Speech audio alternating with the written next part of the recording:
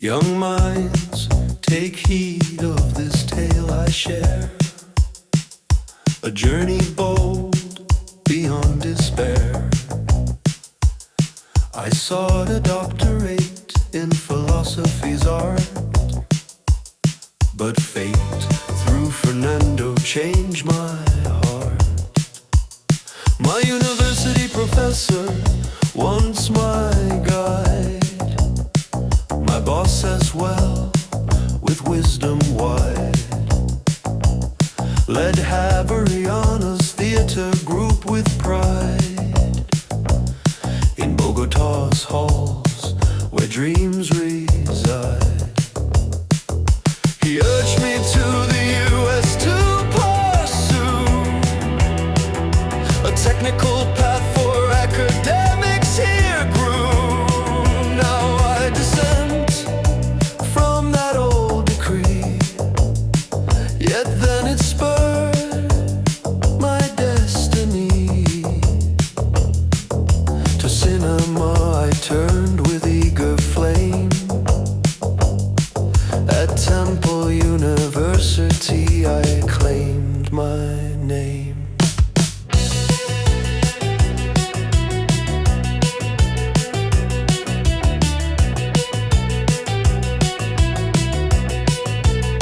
My first short film, Pole Dust in Portuguese lore, told of a sick man's dream to adore. A Japanese descended muse so fair, freed from his cares, watchful stare.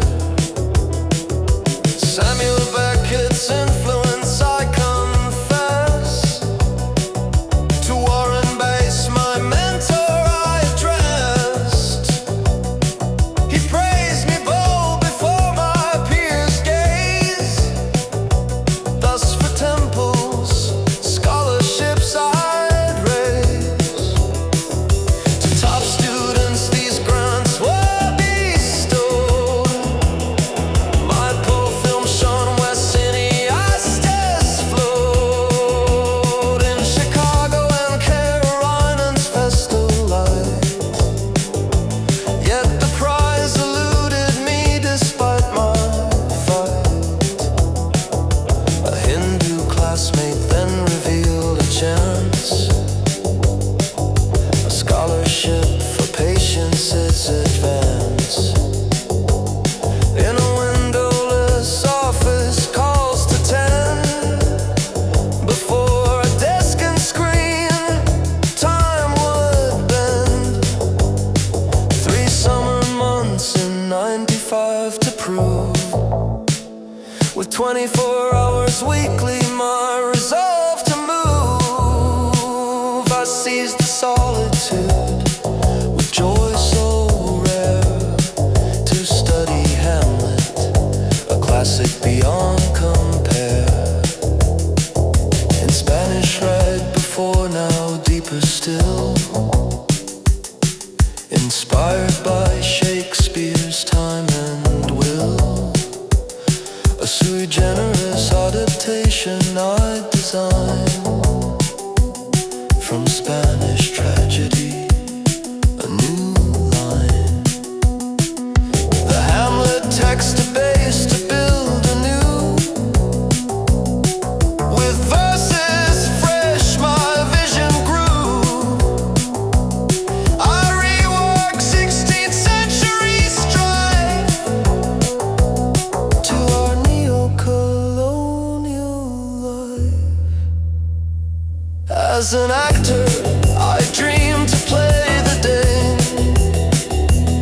on stage like Citizen Kane's domain.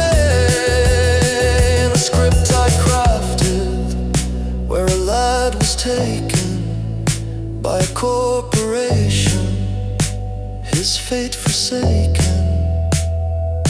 Aldean or Colombian, I named him true.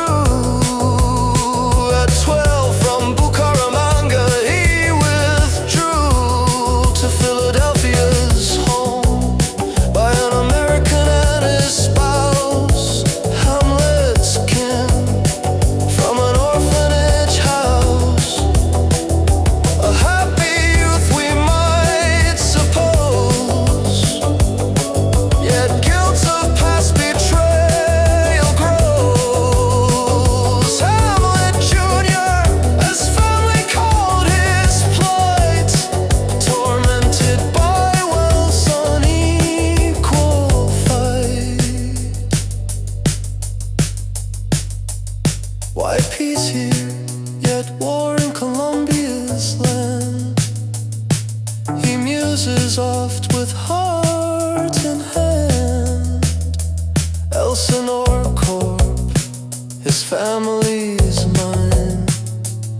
extracts coal and oil, a sorrow divine.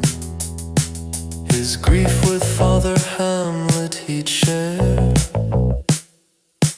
who urged, change the tale if you dare. Son, reform Columbia's labor law, said Hamlet Senior with all. Hire folk with US wages fair. Justice demands it, I swear.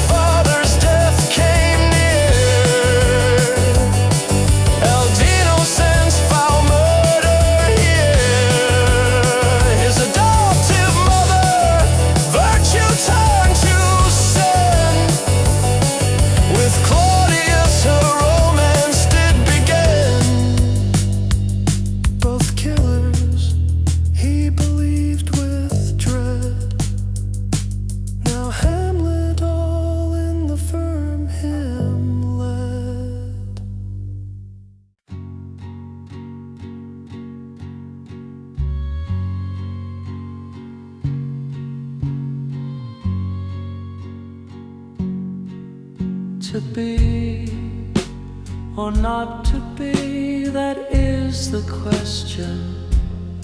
Whether 'tis nobler in the mind to suffer the slings and arrows of outrageous fortune, or to take arms against a sea of troubles and by opposing end them. To die, to sleep no more, and by a sleep to say we end the heartache and the thousand natural shocks that flesh is heir to. 'Tis a consummation devoutly to beware. To die, to sleep, perchance to dream.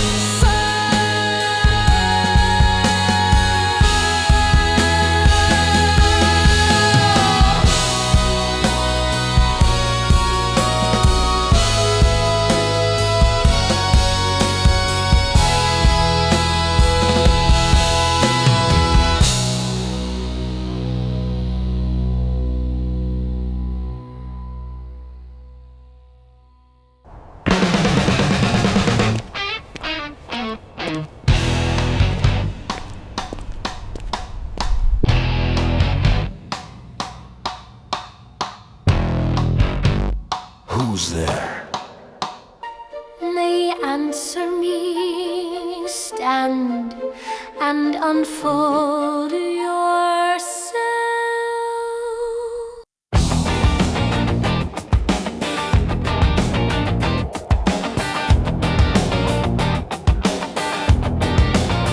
Long live our state. Bernardo? A piece of him.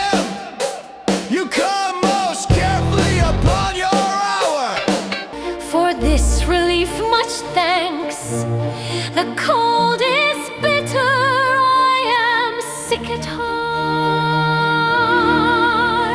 Have you had quiet guard? Not a mouse stirring. Let me once again assail your ears. My honor is still fortified against your greed. Hamlet, usurper of the night, by heaven I charge you. Speak. Doesn't it look like our buried protector with his generous mind, his violent vigor?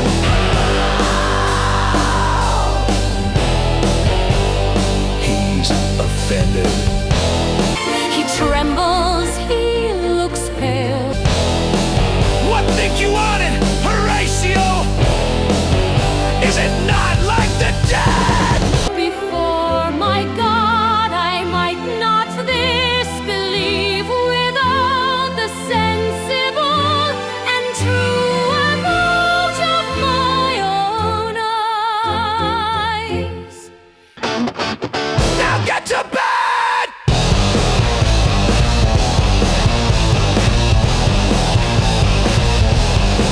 Hey, let us impart what we have seen tonight unto young Hamlet. The spirit dumb to us will speak to him.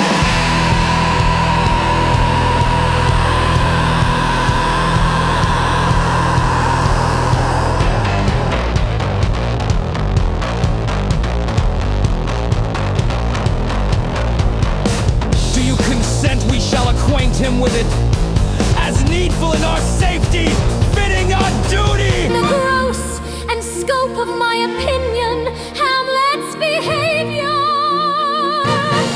embodies a strange eruption to our state. I do not know from what part of the world we should be greeted, if not from young Hamlet. Not from this mouth, after his uncle Claudius took over Elsinore, incorporated. Something has become rotten in our state.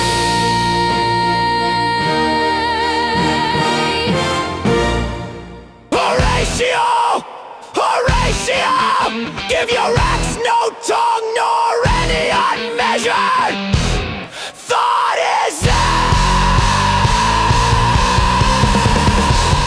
The purpose of our playing,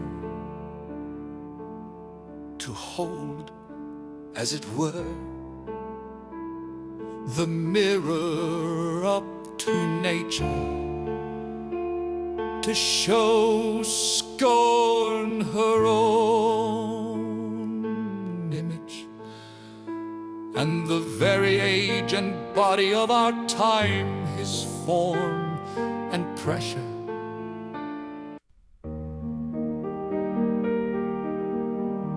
Though yet of Hamlet our dear brother's death the memory be green, and that it us be fitted to bear our hearts in grief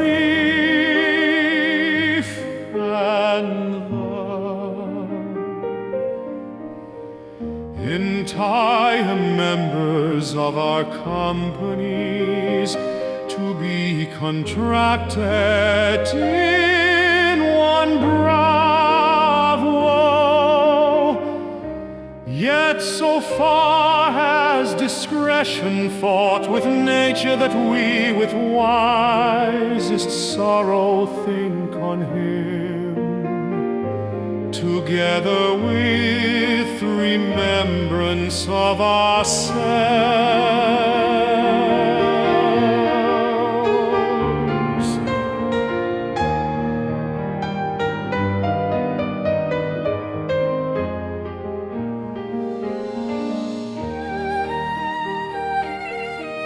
Now follows that. No. Fortinbras Investment Company, Holding a weak supposal of our worth, or thinking by our late dear brother's death, our state to be colleague with the dream of his advantage, they had not failed to pester us with message, importing the surrender of our profits, those vast countries gained by all bonds of law, by my dear brother.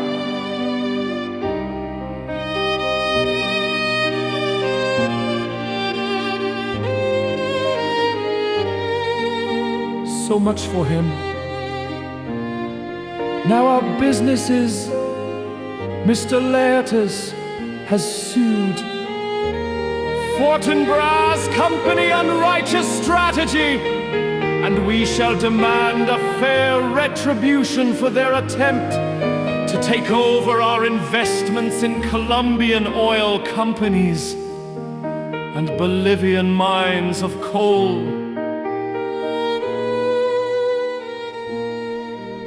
We await for your signature, young Hamlet.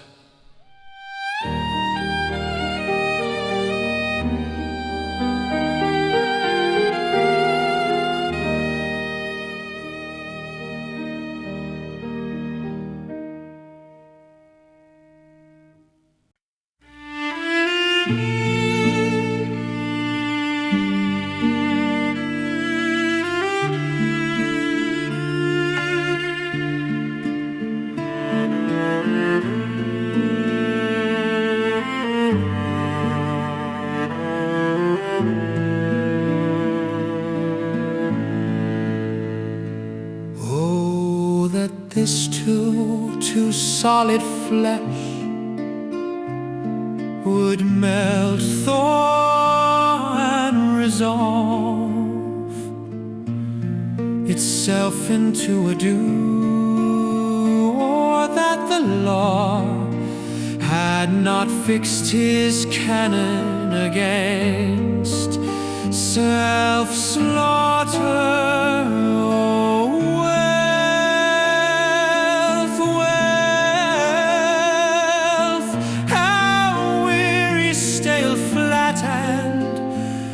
Unprofitable seem to me all the uses of this world.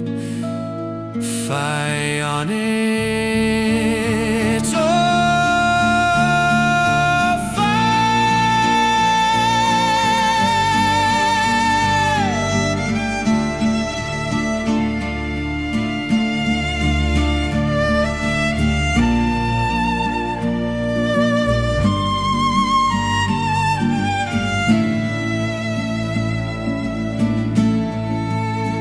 this is an unweeded garden that grows to seed things rank and gross, and only nature possesses them, that it should come to this. But 2 months dead, nay, not so much, not 2, so excellent a man. That was to my uncle what Gandhi and King to Napoleon so human, so loving. To my mother must I remember why she would hang on him, and yet within a month, a little month,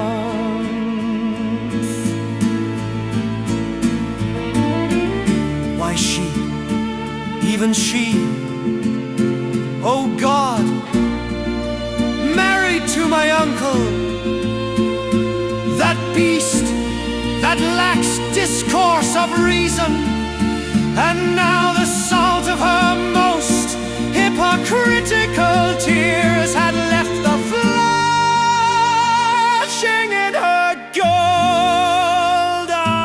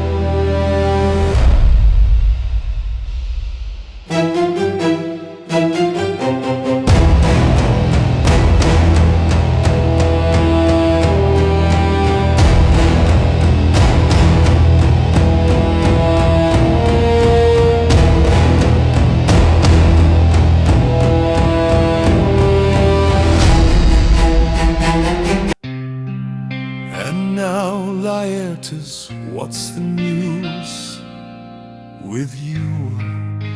Tell us about your suit. You cannot speak of reason to the trustees and lose your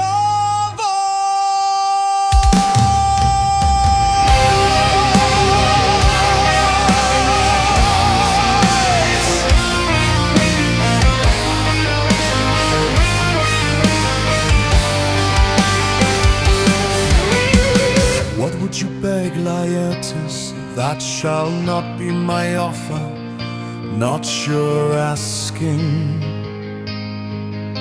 The head is not more native to the heart than is the profit of our investments to your father's work. Why did you ask us to come here, Laertes? To quit this business and return to Bogota, from whence I willingly came to the United States to renovate my contract under your company's reorganization. Now I must confess, my duty is done, and my thoughts and wishes bend again towards Colombia. It was not me, but Polonius who called you here. What does your father say? He had, my lord, wrung from me my slow signature by laboursome petition, and at last upon his will I sealed my hard consent. I do beseech you, accept to place him back in Bogota.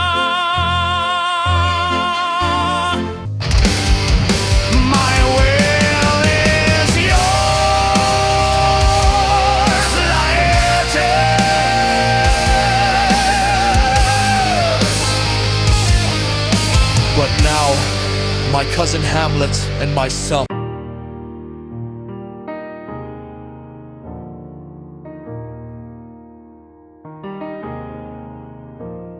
A little more than kin and less than kind.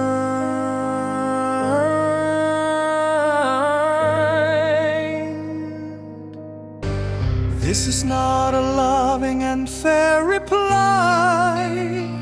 How is it that the clouds still hang on you?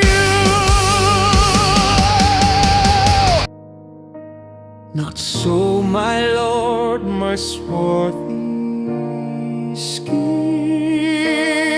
tells you I am too much under the sun.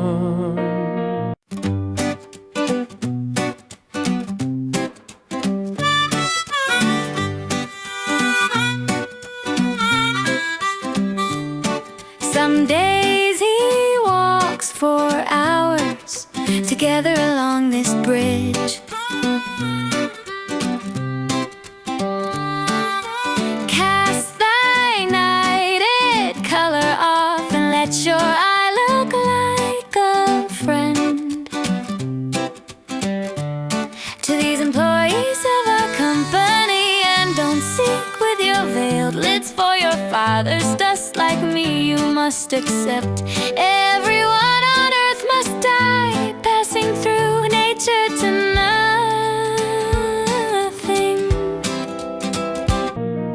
Nothingness is our fashion, mother. If it is, why does it seem so particular with you?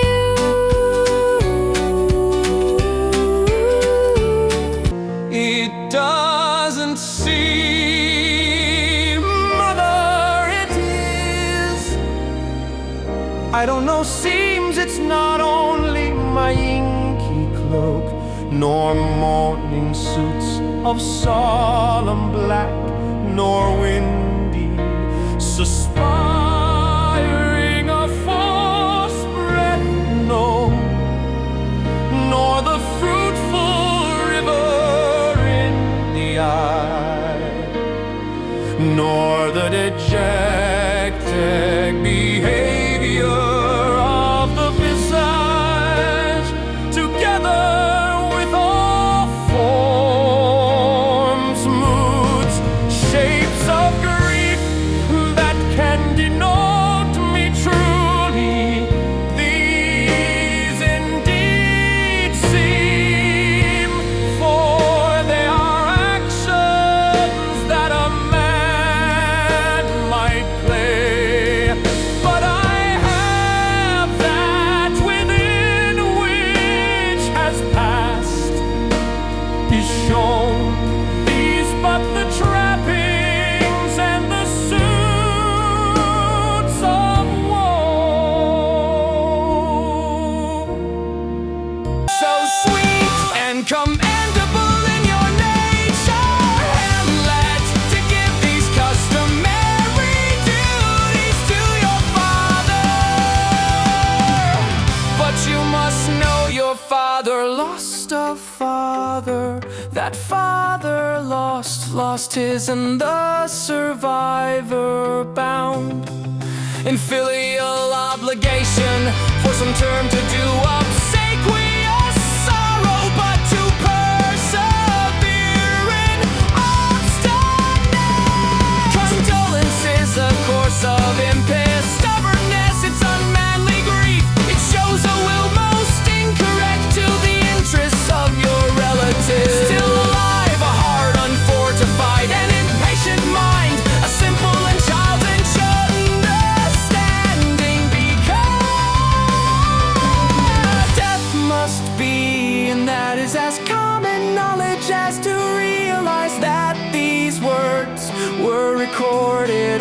tape.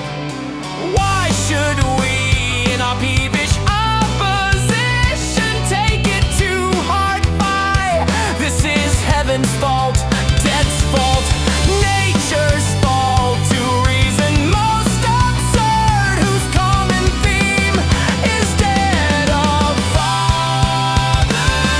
We pray you throw to earth this unprevailing woe, and think of us as a father. For let the company take note.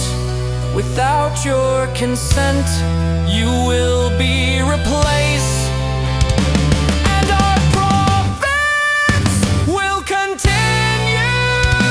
So I impart you, change your mind, and for your intent in going back to school in Bucaramanga, it is most retrograde to our desire, and we beseech you, bend you to remain here in the cheer and comfort of Philadelphia air, increasing our income.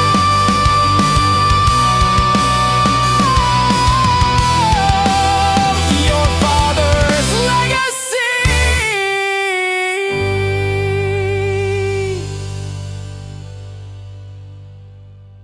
I know what is best for you, Hamlet. Let not your mother waste her time, and stay with us.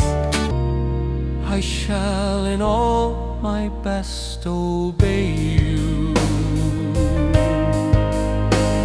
Mother.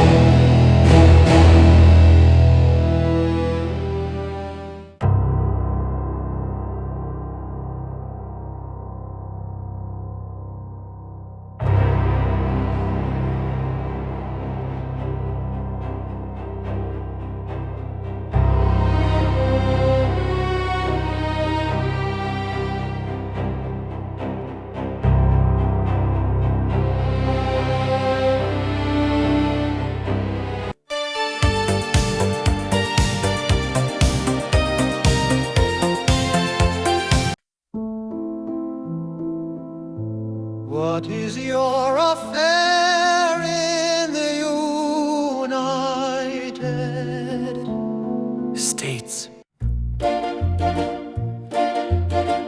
I came to see your father's funeral. I pray you do not mock me, fellow student. I think it was to see my mother's wedding. Indeed, my lord, it followed hard upon. Thrift, thrift, Horatio. The funeral bait meat stood coldly. Furnish forth the marriage tables. Would I have met my dearest enemy in heaven, or ever I had seen that day, Horatio, my father? Methinks I see my father Where? here in my mind's eye. My lord, I think I saw him yesterday night. Saw who? My lord, Mr. Hamlet, your father. The president, my father. Season your admiration for a while with an attent ear, till I may deliver this marvel to you. Let me hear. In the dead, fast and middle of the night, two of my friends were encountered by a figure like your father, wearing at point exactly he appears before them, and with solemn march goes slowly and stately by them. Thrice he walked by their oppressed and fear, surprised eyes almost to jelly with the act of fear. My friends, stand dumb and speak not to him. And I with them the third night kept the watch, whereas they had delivered both in time form of the thing, each word made true and good. The apparition comes, I knew your father. These hands are not more like. But where was this?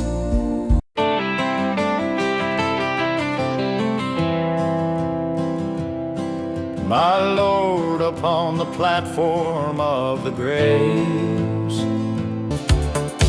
Did you not speak to it?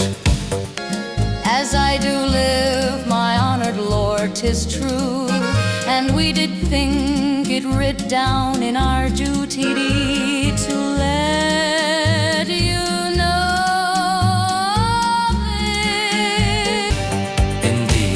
Indeed, sirs, but this troubles me. Are you going there again tonight? I warrant I will.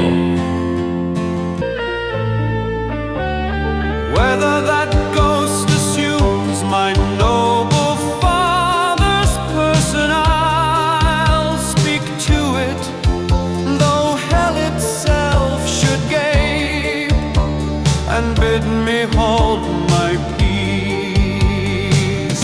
I pray you both, if you have hitherto concealed this sight, let it be tenable in your silence still. And whatsoever else shall happen tonight, give it an understanding but no tongue.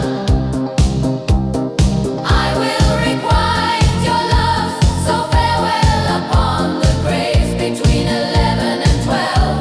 I'll visit you. My father's spirit errands, all is not well, I doubt some foul play. Would the night were come, till then sit still, my soul. Foul deeds will rise, though only of all them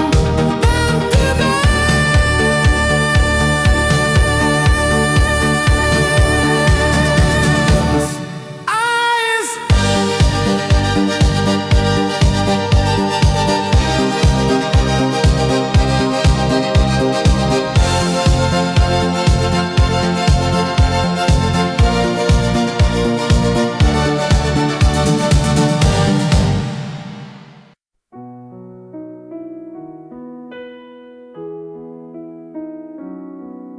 My necessaries are embarked. Farewell. And sister, as the winds give benefit, and convoy is assistant, do not sleep, but let me hear from you.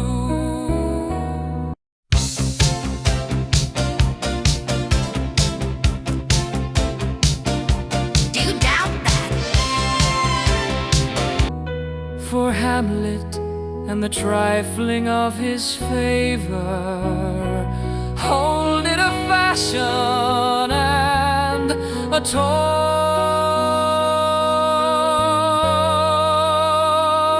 in blood.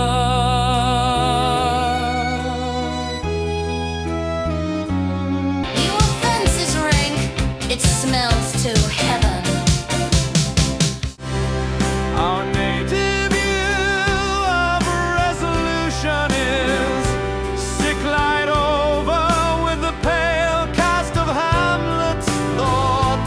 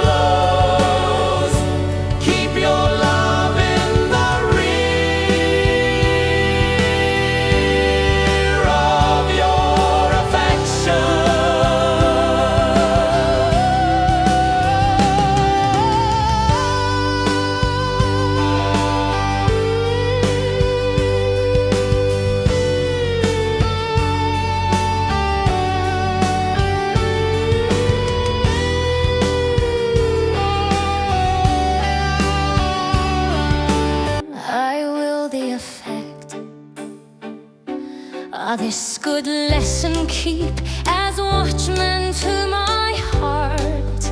But good, my brother, do not as some ungracious populists do show me the steep and thorny way to heaven, whiles like a puffed and reckless libertine, himself the primrose path of dalliance treads and wrecks not his own wreck.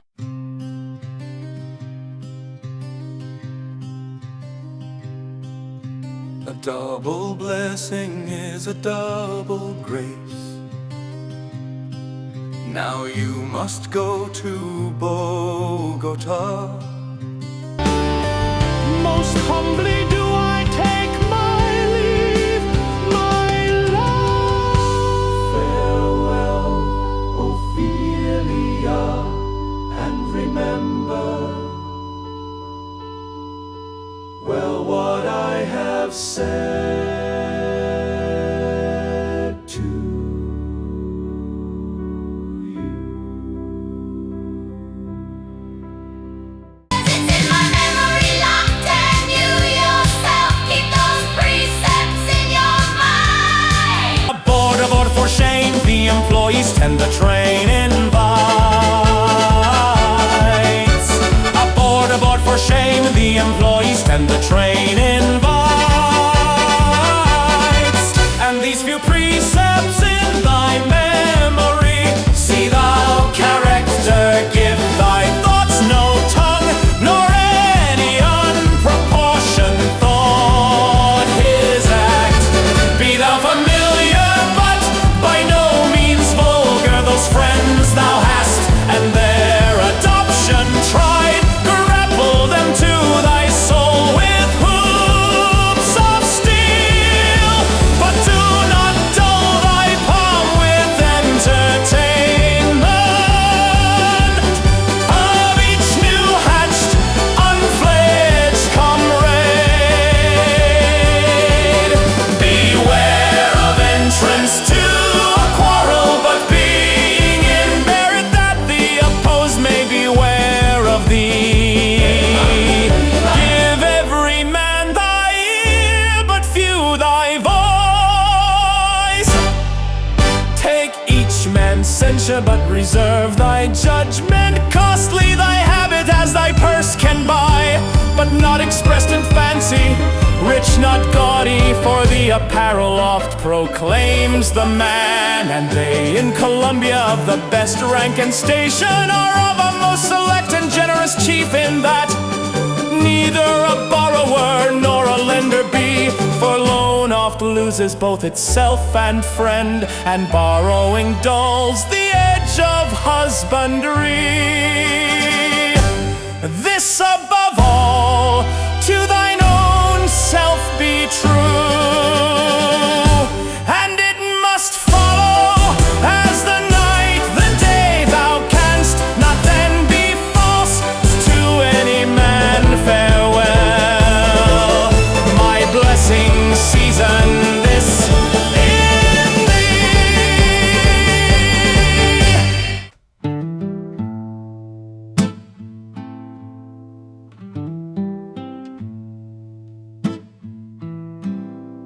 Ser o no ser,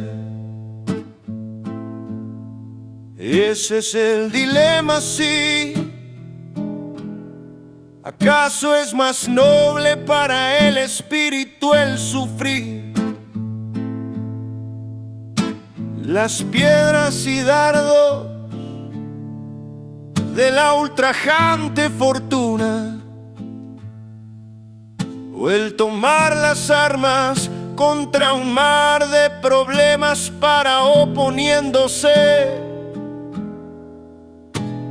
acabar con ellos, morir, dormir, nada más. Y con un sueño decir que acabamos la congoja y las miles de decepciones que la carne hereda, Esta es una consumación devotamente deseada morir, dormir, dormir, tal vez soñar. Ay, aquí está el problema, pues en aquel letargo de la muerte, ¿qué sueños tendré cuando me haya liberado de este tumulto mortal? Me daría la paz. Este es el respeto que prolonga tanto la calamidad. A no ser así, ¿soportaría acaso los azotes y los desplantes del tiempo? Las equivocaciones del opresor, la arrogancia del soberbio, las penas del amor despreciado, la insolencia de los burócratas y el menosprecio que el mérito más paciente soporta del hombre ruin, cuando yo mismo podría alcanzar mi tranquilidad. Con una simple navaja, ¿quién asumiría tantos fardos? ¿Quién gemiría y transpiraría bajo una vida agobiante? A no ser por el temor de un algo después de la muerte.